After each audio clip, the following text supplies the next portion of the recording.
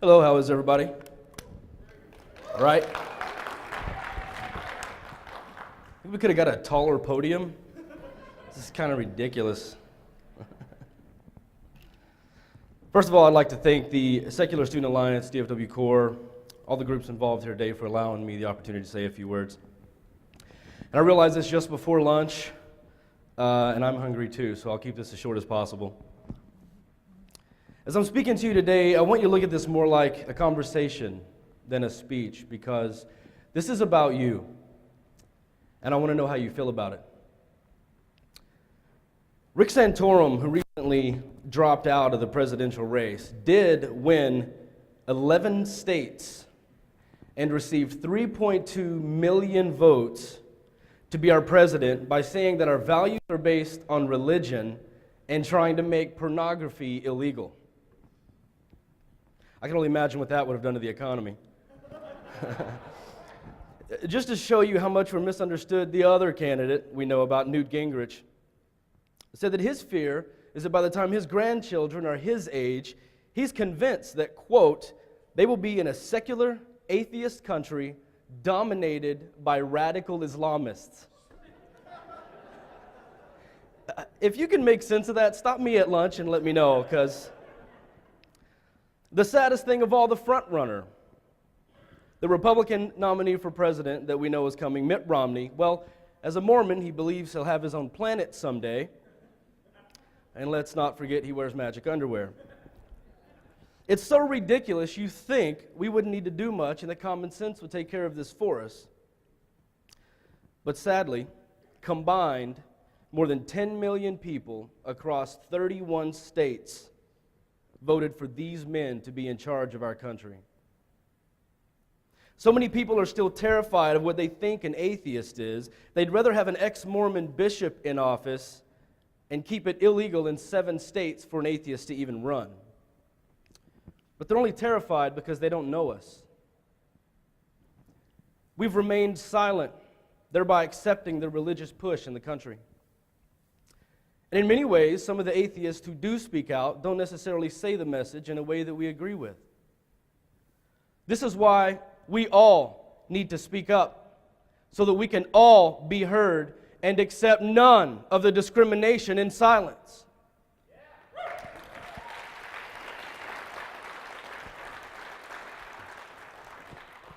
But my vote doesn't count. It's about the Electoral College. Texas is a Republican state. We'll never win it too religious, right? Of the 39 presidential elections Texas has participated in, 27 were won by the Democrats. Only 12 of the 39 elections showed Texas as a Republican state. So we're here. We just have to get out and vote and let our voices be heard.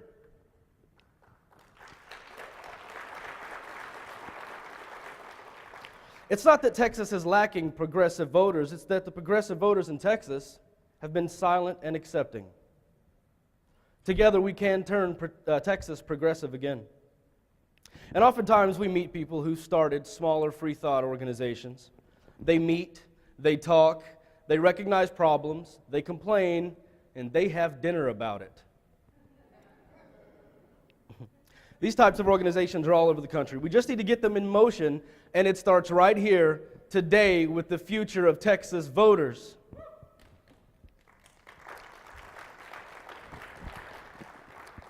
Occasionally, we even meet gays or lesbians who refer to the LGBT community issues as their problems instead of our problems. Because it's much easier to distance yourself from the group that's being hurt than it is to deal with the pain and fight back. Other times, we meet apatheists who don't believe and don't care. So what if Christians took that approach? What if Christians didn't bother getting involved or voting or attending town halls? If Christians remained silent, there would be no God in our schools, no God in our courts, and no God on our money. But they don't. As many of you know, our Pledge of Allegiance was written in 1892 and did not include the words "under God." But Christians got involved and made that change in the 50s because they knew that remaining silent was acceptance of this being a secular nation. This country was doing just fine without religious references on our paper currency. But one Christian minister is all it took. He got involved, wrote a letter that made the change because he knew that his silence would be acceptance of this country moving on without his God. Again, in the 50s, a largely Christian Congress got involved and passed a joint resolution approved by President Eisenhower, which made "In God We Trust" our national motto. Gay marriage was not technically illegal in Texas until 2005, when Christians got involved and decided who could be discriminated against. They knew that had they not voted, their silence would have been acceptance for gays to be married. So now it's our turn to get involved.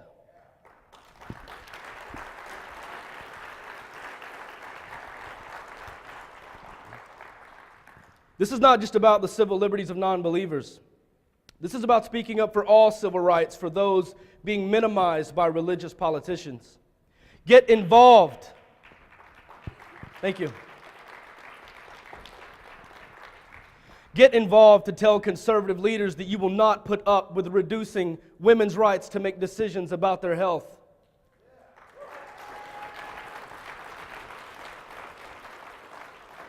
Get involved to tell the religious politicians that you define marriage with love, not gender.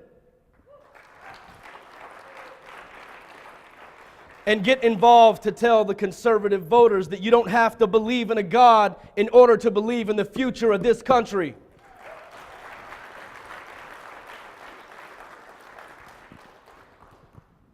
Atheists are a much larger piece of the population than we're given credit for, but why?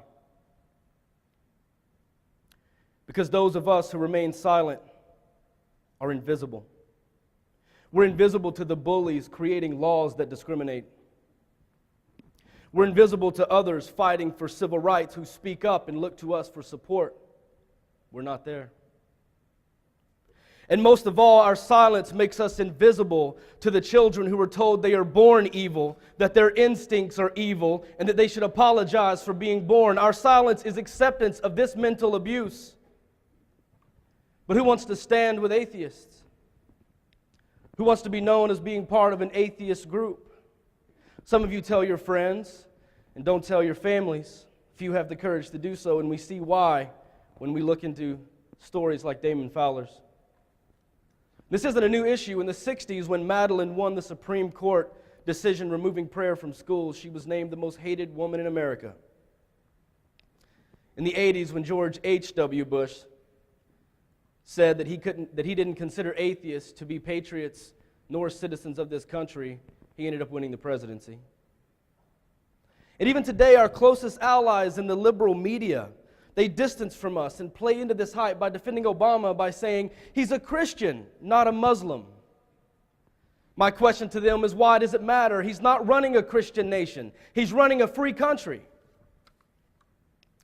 And despite the overwhelming progress we've made, there's still a very strong push by the religious right to combine church and state and allow a 2,000-year-old spiritual book to govern our modern citizens.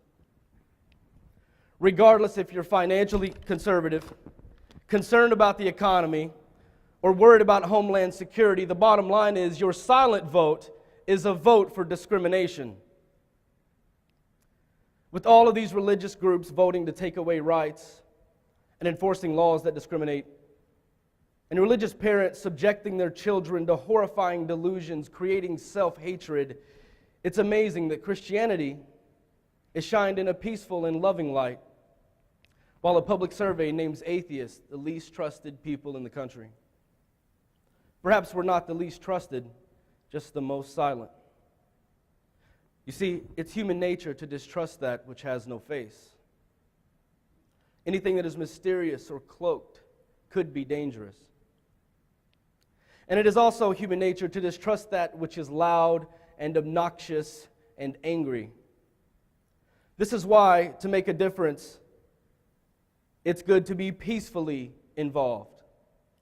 Get to the polls in November and prevent the hostile takeover of the religious voters. Write your congressman when you have an issue.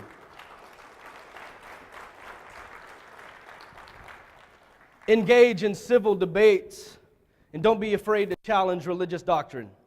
Attend the town halls and ask the tough political questions about your rights, your health care, and yes, your student loans.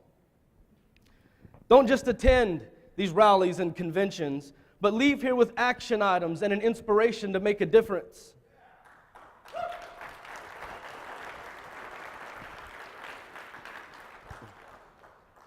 And through all of this, never let yourself be portrayed in a negative light.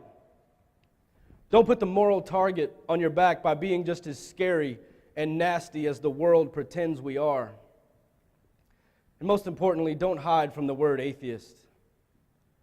We've been misrepresented for too long. We've been cast in the shadows of negativity for too long, and we've put up with it for too long.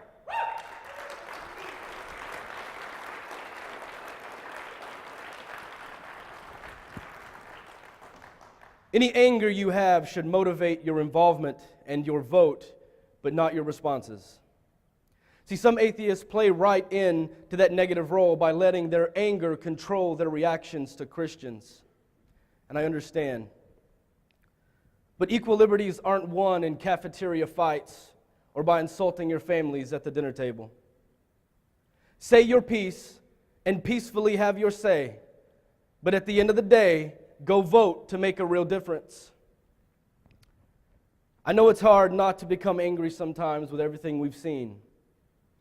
But it's time to change the face of what atheism means to the general public and let them know that we're here. We care. We are civil. We will vote and we will get involved. Thank you.